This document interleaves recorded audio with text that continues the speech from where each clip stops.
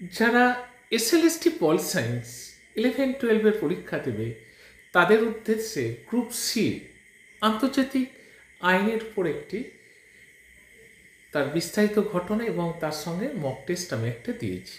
আমরা এইভাবে পড়াই, সেই পরীক্ষার পদ্ধতিটা আমরা তোমাদের কাছে তুলে ধরার চেষ্টা করছি। আন্তর্জাতিক আইনের সংজ্ঞা দাও, বিভিন্ন জন এখানে আন্তর্জাতিক আইনের সংজ্ঞা সম্পর্কে বলেছেন, দেখতে পাচ্ছ বিভিন্ন ব্যক্তির আন্তর্জাতিক সম্পর্কে বলেছেন।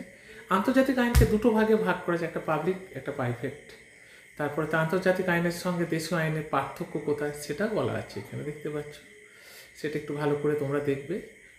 যেহেতু শর্ট ভিডিও বিস্তারিত আলোচনা করার মতো সময় পাওয়া যাবে না, তাই সেজন্যই আমরা দেখছি। আন্তর্জাতিক আইনের বৈশিষ্ট্য কি দেখতে পাচ্ছ, ঠিক এইভাবে আমরা আগে বিস্তারিত বিষয়টাকে আলোচনা করে দিই, বুঝিয়ে দিই, দিয়ে তারপর তার উপরে মক টেস্ট নিই।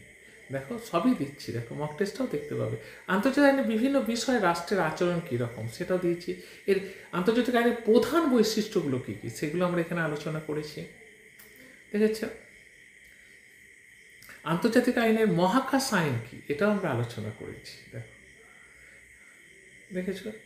আর একটা দিয়েছি দেখো,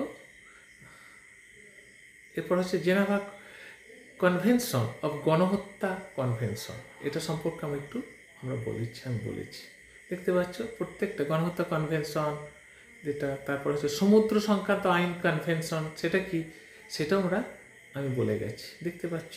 এবার আসছি প্র্যাকটিস সেট, দেখতে পাচ্ছ। প্র্যাকটিস সেটটা আমরা 7টা প্র্যাকটিস সেট তোমাদের কাছে উপস্থাপিত করেছি।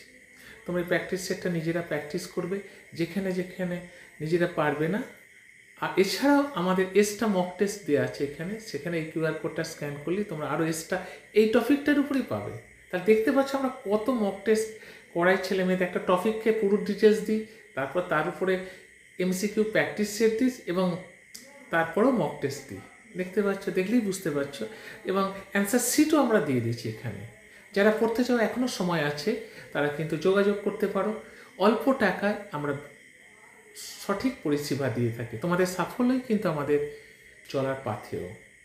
এই সিটটা আমাদের দেয়া আছে, সিটটা থেকে তোমরা প্র্যাকটিস করবে প্রত্যেকটা বিষয়কে এবং নিজেরা দেখবে কোথায় কোনো অসুবিধা হচ্ছে কি না, সেই অ্যান্সার শিট থেকে তোমরা মিলিয়ে নেবে। পরের দিন তোমাদের এই অ্যান্সার শিটটা আমি দিয়ে দেবো এবং সেই অ্যান্সার শিটটা অনুযায়ী তোমরা যারা পড়তে চাও, ফোন নাম্বার বলে দিচ্ছি 8145262221, 8145262221। অনলাইন অফলাইন দুটোতেই আমরা পড়াই এবং যোগাযোগ করতে পারো। অল্প সময়ে কীভাবে তোমরা প্রস্তুতি নেবে, সঠিক প্রস্তুতি নেবে, সেই পথ আমরা দেখাচ্ছি।